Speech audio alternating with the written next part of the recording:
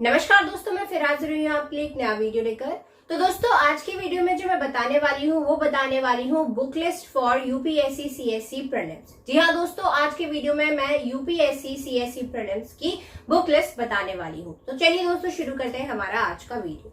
तो दोस्तों देखिए, यहाँ पर मैं कुछ भी बताने से पहले आपको ये बता देना चाहती हूँ कि जो भी मैं इस वीडियो में बताने वाली हूँ वो मेरा पर्सनल सजेशन है। हो सकता है किसी और वीडियो पे कोई और बुक लिस्ट बताई हो, तो दोस्तों ये आप पर डिपेंड करता है कि आपको इस वीडियो को फॉलो करना है या नहीं करना है। चलिए दोस्तों, शुरू करते हैं। Book list for UPSC CSC prelims.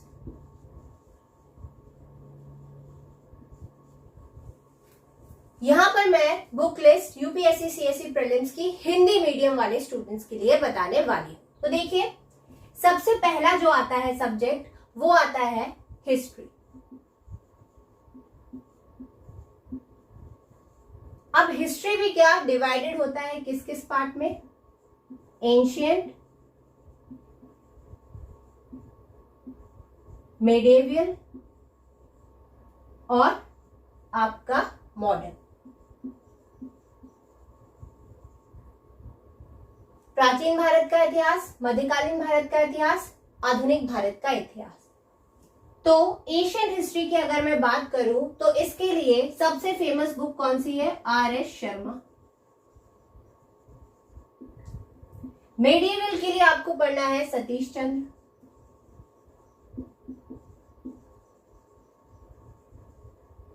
और मॉडर्न हिस्ट्री के लिए आपको पढ़ना है स्पेक्ट्रम। ठीक है, चूंकि ये प्रीलिम्स की बुक लिस्ट है इसलिए मॉडर्न हिस्ट्री के लिए आपको स्पेक्ट्रम पढ़ना है। इसके साथ साथ हिस्ट्री में आपको 6 से 12 तक की एनसीईआरटी कवर करना है। अब जो ये एनसीईआरटीज है, आर.एस. शर्मा, सतीश चंद्र और एक बुक और आती है बिपिन चंद्र की, जो कि मॉडर्न हिस्ट्री के लिए पढ़ी जाती है, वो भी आपको यहाँ पर पढ़ना है। चूंकि स्पेक्ट्रम नोट्स फॉर्म में है तो ये आपकी मदद करती है प्रीलिम्स में, परंतु बिपिन चंद्रा चूंकि एनसीईआरटी है तो ये आपका बेसिक क्लियर करेगी। इसी वजह से ये जो बुक पढ़ना ये भी आपका जरूरी है। मतलब ये है आपकी old NCERT, R S. Sharma, Satish Chandra और बिपिन चंद्र। इसके साथ साथ 6 से 12 तक की न्यू एनसीईआरटीज आपको पढ़ना है। ओके, अब आते हैं आर्ट एंड कल्चर पे। आर्ट एंड कल्चर के लिए फेमस बुक है जो सारे टॉपर द्वारा सजेस्ट की जाती है, नितिन सिंघानिया। ठीक है, ये हिंदी और इंग्लिश दोनों में आती है। ये सारी बुक्स हिंदी और इंग्लिश दोनों में ही आती है। ओके, नेक्स्ट आपका आता है वर्ल्ड हिस्ट्री। चूंकि वर्ल्ड हिस्ट्री प्रीलिम्स में नहीं आता है पर आप सवाल पूछते हैं वर्ल्ड हिस्ट्री के लिए, तो मैं यहाँ पे आपको बता देती हूँ, चूंकि हिस्ट्री लिखा हुआ है मैंने यहाँ पे। तो वर्ल्ड हिस्ट्री के लिए अर्जुन देव एनसीईआरटी।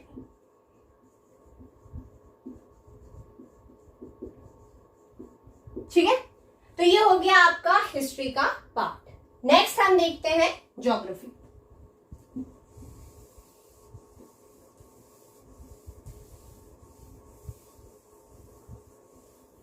चलिए, ज्योग्राफी में क्या होता है, आपको सबसे ज्यादा डिफिकल्टीज आती है, पर जो मैं आप बुक लिस्ट बताने वाली हूं उसको अगर आप अच्छे से फॉलो करेंगे तो डेफिनेटली आपको ज्योग्राफी में कोई परेशानी नहीं आएगी। सेकंड आपका आता है ज्योग्राफी।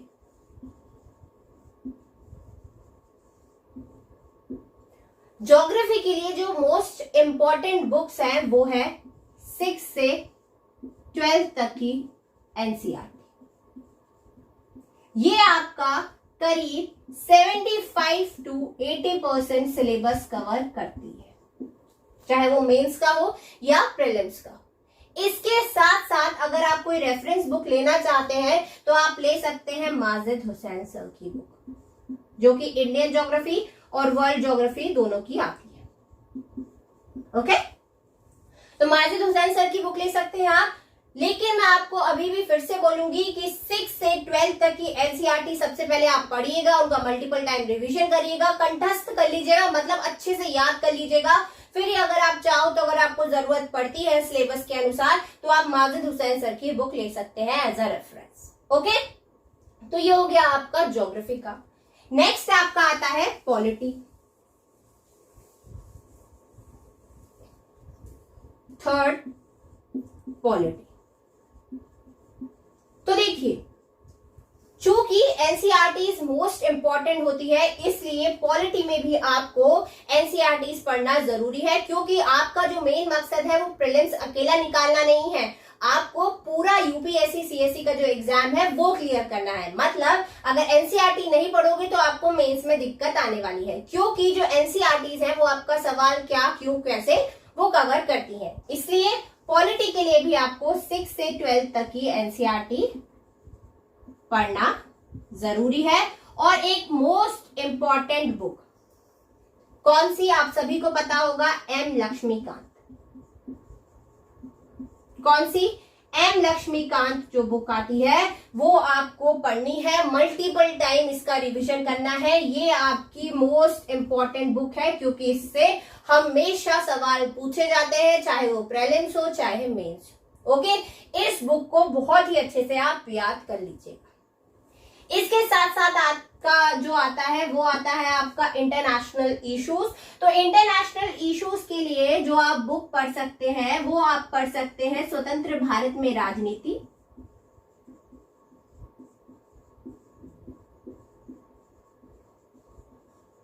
और एक बुक और आती है समकालीन विश्व में राजनीति।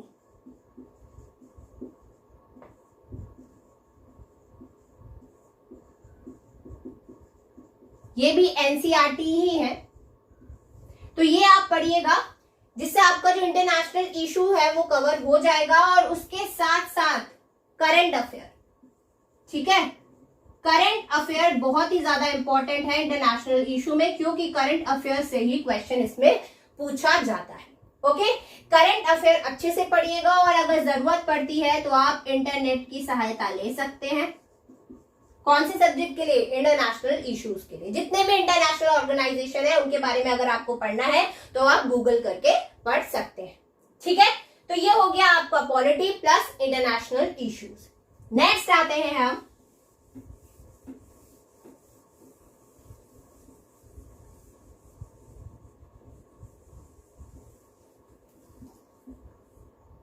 Environment and ecology. अगर एनवायरमेंट एंड इकोलॉजी की बात करूं तो इंग्लिश मीडियम वाले स्टूडेंट्स सबसे पहले ये बुक रेफर करें। कौन सी? शंकर आईएएस की। चूंकि हिंदी मीडियम में ये बुक नहीं आती है, जो कि बहुत अच्छी बुक है, तो हिंदी मीडियम वाले स्टूडेंट्स के लिए अब एक ही ऑप्शन बचता है, वो है दृष्टि की बुक। अब दृष्टि पब्लिकेशन की बुक भी कौन सी? तो दृष्टि पब्लिकेशन की आप स्क्रीन पे देख सकते हैं। अगर आपको ये बुक मिलती है मार्केट में तो आप यही बुक खरीदिएगा, क्योंकि ये कई बुक स्टोर पे नहीं मिलती है। इसलिए अगर आपके पास आपको ये बुक नहीं मिलती है जो स्क्रीन पे आप देख रहे हैं, तो आप दृष्टि पब्लिकेशन की जो मार्केट में बुक मिल रही है वही आपके पास बचती है, एनवायरमेंट एंड इकोलॉजी की। होने को जो आप स्क्रीन पर देख रहे हैं बुक, ये भी दृष्टि पब्लिकेशन की ही है।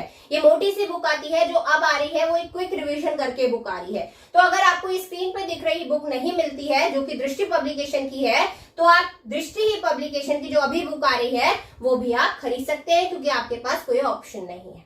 ठीक है, तो आप दृष्टि पब्लिकेशन की खरीद लीजिएगा। इसके साथ साथ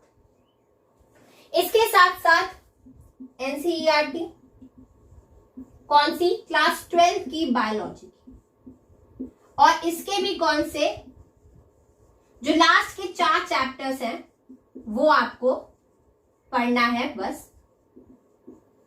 ठीक है, तो वो एनवायरमेंट की ही चैप्टर है। इसके साथ साथ 11th की एनवायरमेंटल केमिस्ट्री की बुक भी आती है, तो आप चाहो तो एनसीईआरटी है वो भी, तो चाहो तो आप वो भी पढ़ सकते हो, पर ये आपको पढ़ना बहुत ही ज्यादा जरूरी है, जो मैंने आपको एनवायरमेंट एंड इकोलॉजी की बुक लिस्ट बताई। ठीक है, और करंट अफेयर्स तो आपको पढ़ना ही रहना है इन बुक्स के साथ साथ, क्योंकि प्रीलिम्स में आपको भी पता है करंट अफेयर्स मोस्ट इंपॉर्टेंट है। नेक्स्ट हम देखते हैं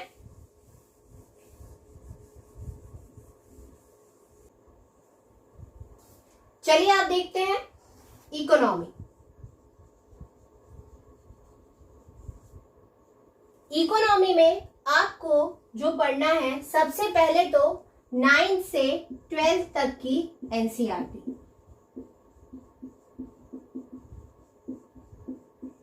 जिसमें जो मोस्ट इंपॉर्टेंट एनसीईआरटीज हैं वो है 11th की एनसीईआरटी प्लस 12th की एनसीईआरटी। ठीक है, 11th और 12th की एनसीईआरटी मोस्ट इंपॉर्टेंट है, लेकिन बेसिक समझने के लिए आपको 9 से 10 और 12 तक की एनसीईआरटी क्या करनी है, कवर करनी है इकोनॉमी सेक्शन में। इसके साथ साथ जो आप इसके साथ बुक पढ़ेंगे वो पढ़ेंगे रमेश सिंह।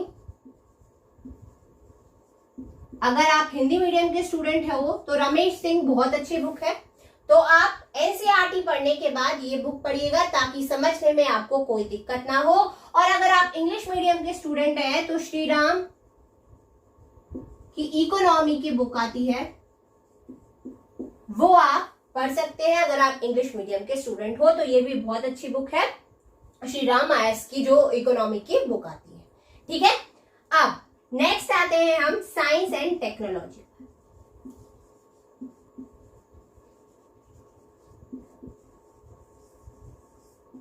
उसके पहले मैं आपको बता देती हूं, मैं एक चीज बताना भूल गई थी कि ज्योग्राफी के लिए एटलस,